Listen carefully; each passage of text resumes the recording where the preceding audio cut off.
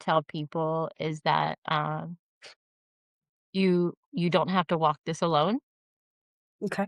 And I like to remind people that what they're feeling now may seem like it's going to last forever, but that it is just temporary. When we're in the middle of a storm, sometimes we feel like we're never going to get out of it. I like to remind people that they can reach out and they can find a listening ear. Feeling so strongly that there's no one out there that will understand, yes, that we don't have to walk this journey alone. All right. So let's start with when people come to you, what do you think you notice or understand about them faster than maybe other therapists or other people might?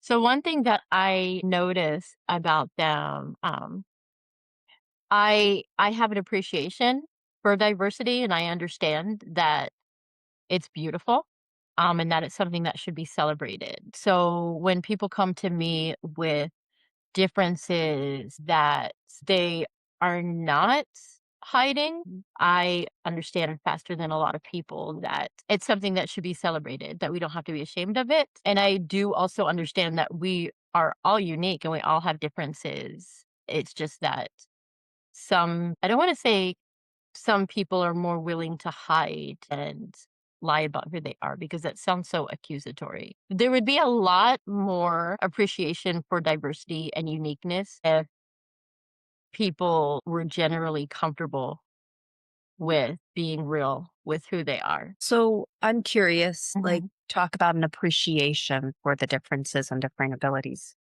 Where do you think that comes from for you? Where what formed that in me?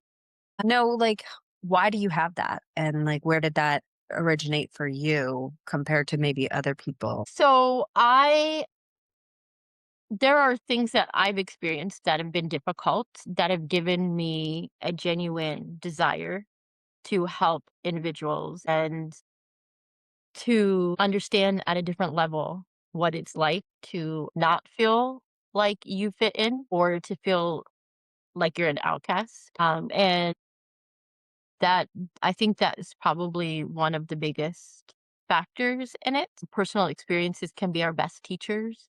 And a lot of times that empowers us with a genuine passion. So I grew up living in a lot of different areas and I often did not feel like I fit in. Mhm. We moved like it was a drastic change. Like we moved from Austin, Texas to England. Not just Austin to Austin, Texas to San Antonio, Texas. No, it was a Sure. completely different culture. And Yeah. while a lot of times you met people that were genuinely kind and accepting, there was just this general feeling of not belonging.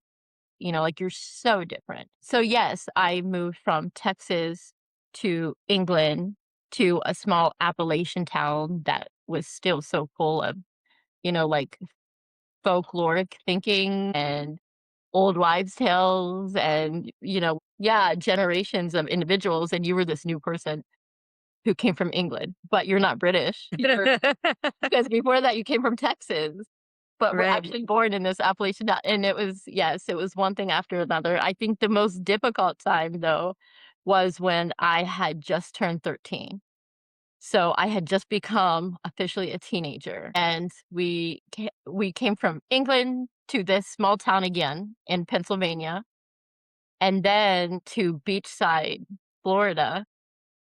And not only that, I had just become a teenager, and I had just entered into junior high, which, like, all of this was so intimidating. So, yes, I was thrown into so many different changes, and I really struggled very, very badly fitting in. And felt so much pressure put on myself to try to change who I was. But I failed miserably because and trying to pretend like you're someone else, you're lying to yourself. So it doesn't make you feel good, because it's not real. So yes, but I Well, persevered and survived, and I'm here now, there and you go. and I'm all the wiser and more motivated to help people. Perfect. Yeah. Love it. Okay, so tell me, like, what kinds of clients tend to feel relieved when they start working with you because they realize, "Oh, she gets it." Like, Yeah. without them having to, like, say all the things, they're just like, Yep, she's the one, she gets it." I would have to say people who generally don't feel like they fit in with a cookie cutter idea of what is normal. So that is one thing that I can say, but also individuals that have been discouraged by emotional abuse. I do tend to see that a lot in clients that have gone through domestic violence. So those are a couple of areas.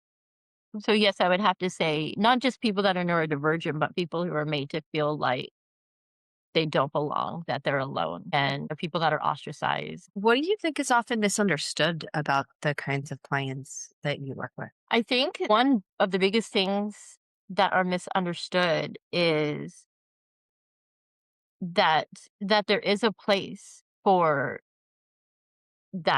for that diversity.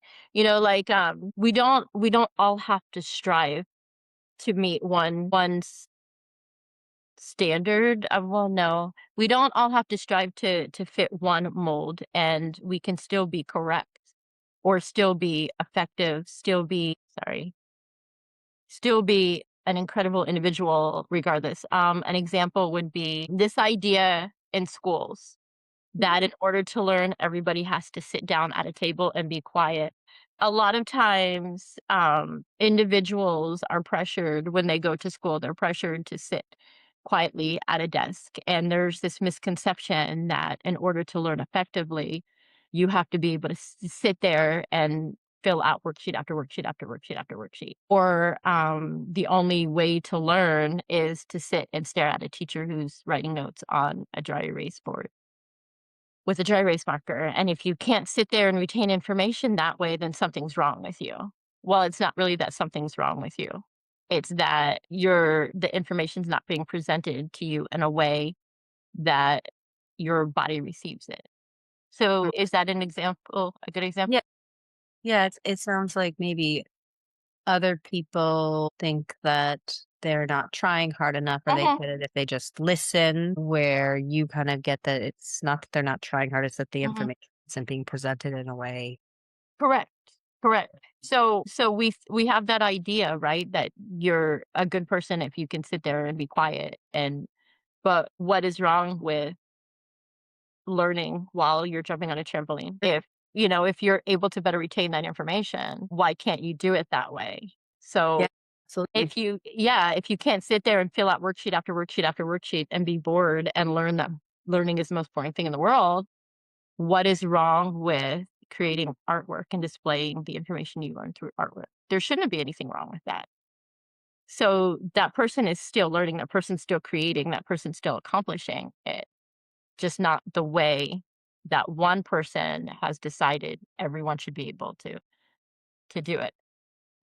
So, what is something you believe about your clients that shapes the way you work with them? Kind of related, probably, to what you were just talking about. I believe that our clients come to us in a place of a lot of times in a place of feelings of hopelessness and discouragement, but I understand that they have the ability and the strength to overcome great things that they need us to walk alongside them. But they have the ability in themselves. They just don't necessarily realize that they do. Yeah. Okay. So, when you work with clients that are autistic or some other version of neurodivergent, what do you think other people often miss about their experience? Think particularly with people that are on the autism spectrum. There are differences sometimes in styles of communication. And if someone's not communicating the way that you communicate, sometimes there can be difficulty in understanding that sometimes for people to understand that there are different ways to communicate. Okay. Yeah. And so an individual might communicate with you without maintaining eye contact the whole entire time. Or, someone may be a little more direct and blunt than what you're used to. Or, a lot of times people will start conversations based on something that interests them, but they don't necessarily. I'm really messing this up. I'm not explaining what I mean to explain. Can you repeat the question? Let me Yeah. think of another way to go. You work with clients that are autistic or Yeah. otherwise neurodivergent. What do you think other people often miss about their experience? I think that a lot of times people don't step out of their perceptions of what is right in order to Mhm. meet an individual who may communicate a little bit differently. Makes sense. Yeah. What do you think parents often misunderstand about their kids that are maybe on the autism spectrum or neurodivergent in some way or maybe highly sensitive? I think that there are some things that are needs that can look like it's something else. One example I brought up earlier was how individuals with sensory processing difficulties that are auditory may need to wear noise canceling headphones. But Hmm. if you see sometimes in social settings, someone with noise canceling headphones, then right away, a lot of times people will judge that as rude, inappropriate behavior of someone's desire to avoid communicating. And we can use that example to explain a lot of things regarding the differences or the difficulties parents may have in understanding neurodivergence. Not just autism, but there's stemming. A lot of times stemming has this reputation of being, something it's not normal, so we have to change it. But it is actually normal and we all do it. We just don't realize sometimes that Hmm. we all do it. Some of us tap, like if we have a pen or a pencil and we're bored, we start tapping that stemming, clicking, twirling hair, Uh-huh. twirling. I do this thing I've noticed where I'll like tap on the side of my face. Hmm. We do all do that. So someone else's stemming might be a little bit different. Someone might need to turn, like to continuously spin around and yeah. But Yeah. if someone can be the most loving, kind, wonderful parent in the world, but if they don't understand that need where it comes from, then they can misunderstand it Cool. or the intentions. They can Yeah. misunderstand the intention. All right. Let's switch gears a little bit here and talk a little bit more about your work in the domestic violence realm. Sure. What did your work, I believe, was at a shelter with domestic violence? What did that teach you that still shapes the way you practice now? One thing is that it's, we know that emotional abuse is harmful, but when you've had the experience of either going through domestic violence yourself or personally connecting with individuals who have, you understand it at a deeper level. Emotional abuse isn't just something that shouldn't happen. It's not something that's harmful. Emotional abuse is detrimental and it's invisible. In a lot of cases, we can see the effects. We can see someone crying. We can see other harmful or other behaviors that let us know that someone is feeling hopeless. Someone has been treated badly, but you can't see the full effects of emotional abuse. Like human nature, people tend to need to see and touch and, use their senses to know something's there to fully understand it. But you really can't do that with emotional abuse. So, a lot of times we'll hear comments like, oh, well, if that person didn't like the situation they were in, they would get up and leave. Like what, well meaning, someone will go up to a survivor of domestic violence and they may say, why are you sad? Just appreciate what you have now. You're not in that situation anymore because they don't see the lingering effects of Hmm. emotional abuse. They don't see the self image that has been unfortunately torn into pieces and shattered. They don't see the depth. that individuals may have about what they can achieve. And, the feelings of hopelessness, that's not something you can touch and something you can see with your eyes. Mhm. Okay. So, one of the areas that you also do a lot of work in is relational trauma. Hmm. Now, my assumption, correct me if I'm wrong, is that a lot of times people come after the relationship is over. Hmm. So, what does relational trauma actually look like after the relationship is over? Like, what do you see? There's a lot of things, and I like the iceberg analogy for a lot of reasons, Okay. uh, because it shows you that what is on surface level doesn't come near to explaining what the whole entire situation encompasses. There's so much more than what is on surface level. And relational trauma, that can present itself as when we feel the need to protect ourselves. There are different things, the different behaviors that may show up. We can seem aggressive or we can seem mean and angry. And people that don't understand the experiences that that person has been through may look at that and think, well, that person's mean. I'm going to stay away from them, and they don't understand the pain. And so that's one thing. It can look like depression, and it can look like being overwhelmed by many things that a person who has a very strong self-image may not be so overwhelmed about. It can look like lack of motivation because the individual is put in a place where they're discouraged. They feel like goals are just out of reach. And, there's that.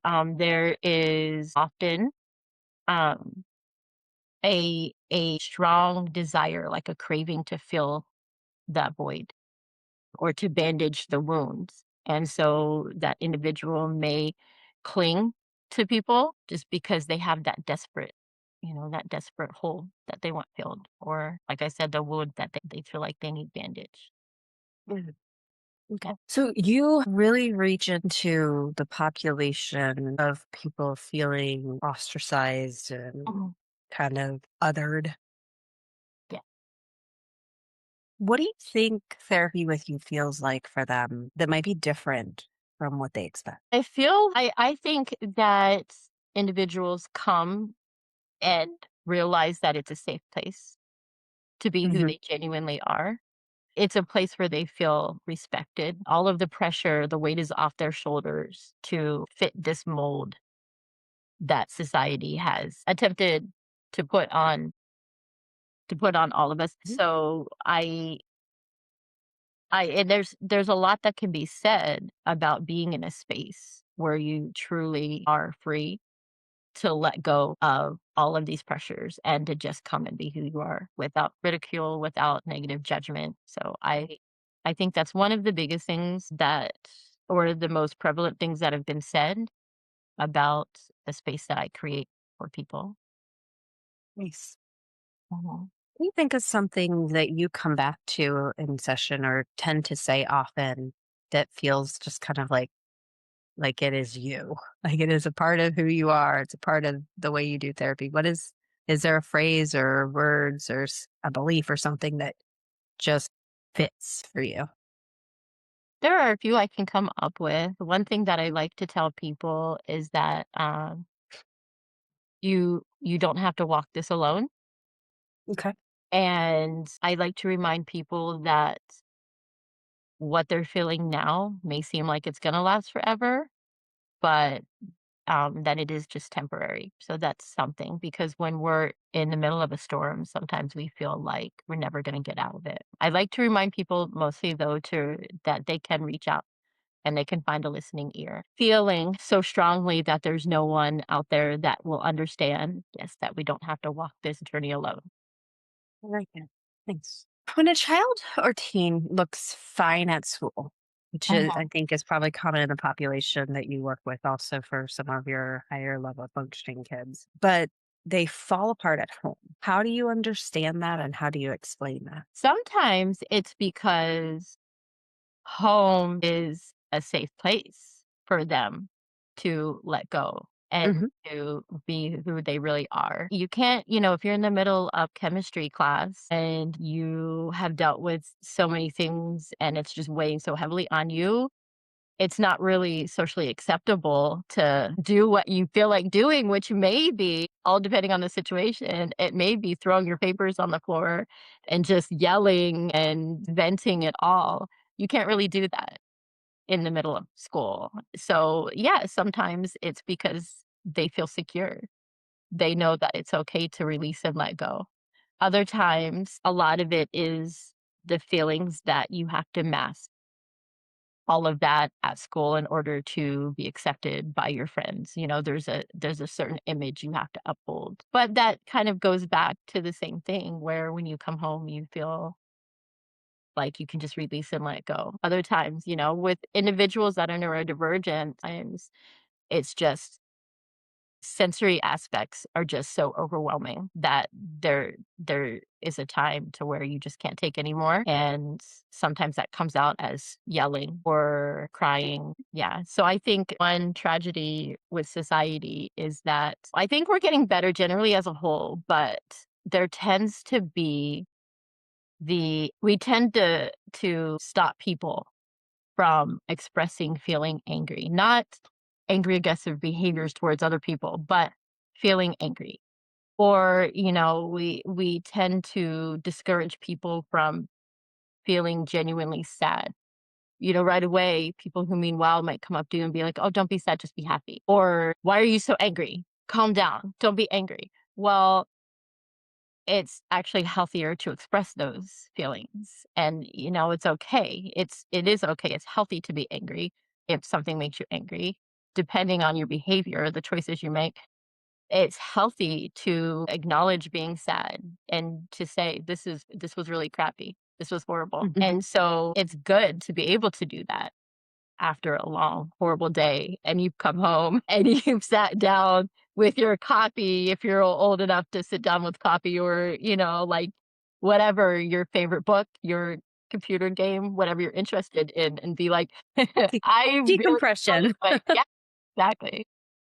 Yeah. Does neurodivergent distress look like in real life beyond just attention issues or social stress? Neurodivergent distress Yes.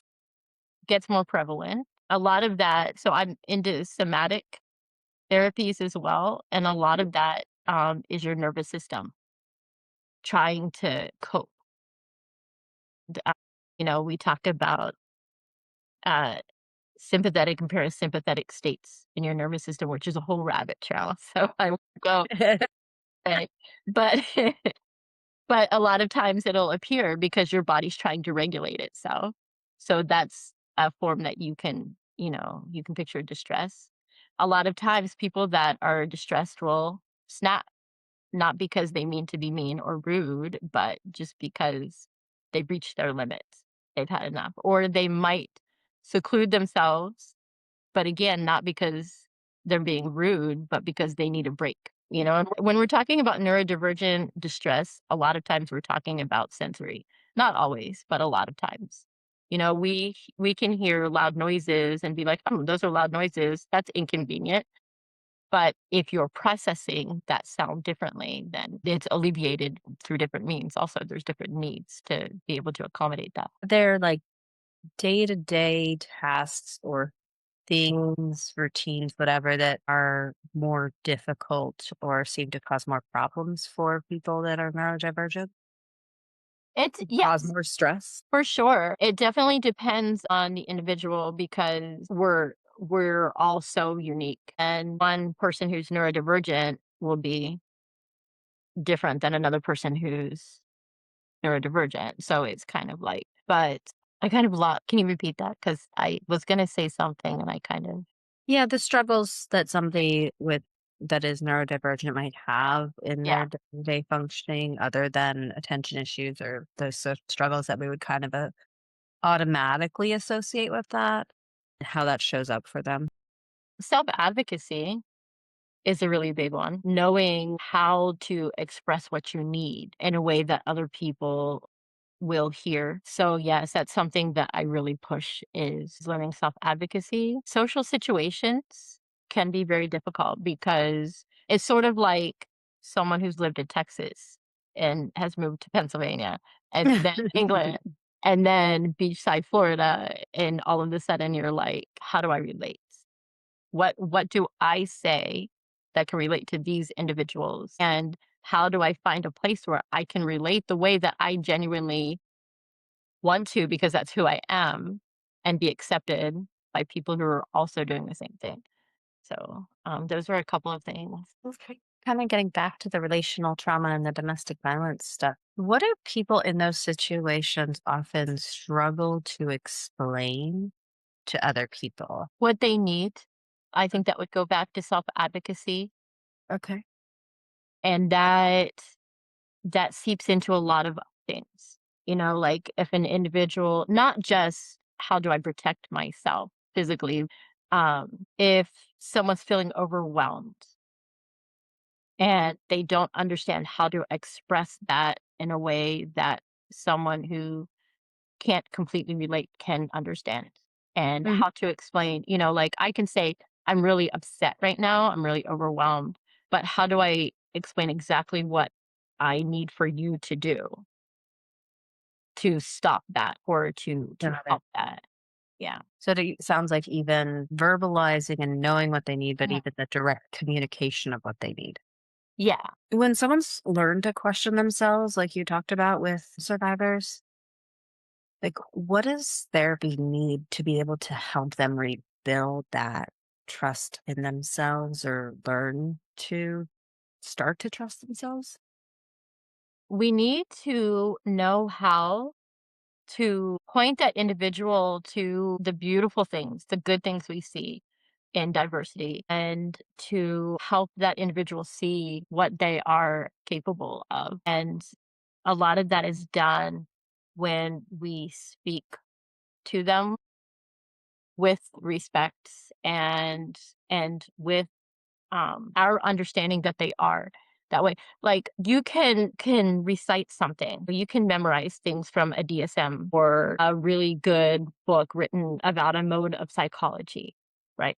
But then when you come to them and have that conversation and you created that space for them where it's real and genuine, they can see that. People can see that they can tell what's genuine. And so when you bring them in and you have a true genuine appreciation for individuals' differences, they'll know when you speak with them. But not just individuals that are neurodivergent. I mean, we know we all have unique differences, but not just people with neurodivergence, just people who have been downtrodden and Hmm. treated badly. We also, I think, need to help people understand that we are not what has been done to us. You know, like people can abuse us, but that doesn't mean that that's who we are. That's something that has been done to us. We can be greatly wronged, but it's not because we asked to be, or it's not a direct consequence of some mistake that we've made. So Something hopeful you have seen happen when a client finally does feel understood and feel safe, I'm whether sorry, that's can you repeat that yeah. question? What is something hopeful you have seen happen when a client finally feels understood or supported or like they have that safety and therapy? You can they they start to selves and, you can see that they start to appreciate themselves. You know, you can tell when they talk that weight has been lifted off their shoulders. And one thing that's very difficult is self-compassion. And that is difficult for everybody. That self-compassion, that be the ability to forgive oneself, when that starts to appear, you know that that person is coming to a place of empowerment. Yeah, that's like it. So that place of empowerment, that self-compassion, that feels like a big win, right? Like Mhm. that's like a aha moment, like, oh, we made it. Yeah. What about the small wins? What do you get excited about that other people might overlook? Well, small wins lead. to big accomplishments, Mhm. like, we don't look at a mountain and think, "Okay, right now I have to be at the top of the mountain." We look at it and we think, "Okay, I'm gonna walk this little bit first, and then I'm gonna walk a little bit more and a little bit more, and then I will be at the top of the mountain." So, little accomplishments can be you can have physical signs, like I said about somatic therapy and not ignoring soma, which means the body. You can often see that people will sit a little bit higher. They're not so down, Mhm. or the breath will be more calm. And, not you don't always have to smile when you're happy, but smiling is definitely a big sign. So there are a few or, the enthusiasm in talking about your accomplishments. We talked about how self-compassion can be difficult sometimes. Well, a lot of times it can be difficult for people to come in and say, "Hey, I did this and I'm really proud of myself." And for people who haven't dealt with that great level of discouragement, and they might hear that and just think, "Well, that's silly." We can all talk happily and graciously about ourselves, but that's not true. So, yeah. I'm curious for you, like, Mm. from your life experience, more so than training, what beliefs about healing have you learned? I have an understanding that things are not always the way that they look, that sometimes pain can be masked as anger and frustration, and we need to be very careful about judging people's actions. That is something I have come to through my various personal experiences. I've come to understand that we're all deserving of empowerment and we're all capable of doing great things. So, there's those are a few things. Okay. Yeah. Now we're gonna play a fun game Okay. because All right. I'm always up for some Yeah. fun. Okay. I'm ready. We're gonna play finish the sentence. Okay. So I whatever overthink. comes to your mind first, Okay. just finish the sentence. That Yeah, awesome. no overthinking. It's just Okay. like spontaneous, whatever comes up. Okay. A lot of my clients have spent years. And a lot of my clients have spent years feeling alone and hopeless, What I want my clients to know is that they have the power within themselves to overcome, one thing I wish more people understood about healing is that uniqueness and diversity should be celebrated and is beautiful. a lot of people I work with look blank, but feel blank. They look at peace and happy, but feel inner turmoil often without expressing it. Therapy with me is a place where, You can be who you genuinely are and have hope and know that you're not alone. okay, that's all. All right. You did it. This Hey, has been wonderful. Thank you. this is fun. I Yeah. learned a little bit more too about you, like all your little moves and stuff. Yeah. It's still, behaviors can be ingrained in us that I've been in Florida now for 25-ish years. And still I'm like, where am I going to move next? And then I'm like, oh, wait, I'm not, I'm not moving next. I feel Yeah. you. I get the travel bug. I've only been back, what, since March? Hmm. Mid to end March, and I'm already like, where am I going next? Not moving, but Yeah. like But just fun. exploring and fun. And yes, yeah, yeah. So, I want to go to Colorado. yeah, I have friends out there I want to go visit and we want to do some of the hikes. Yeah. All right, cool. Let me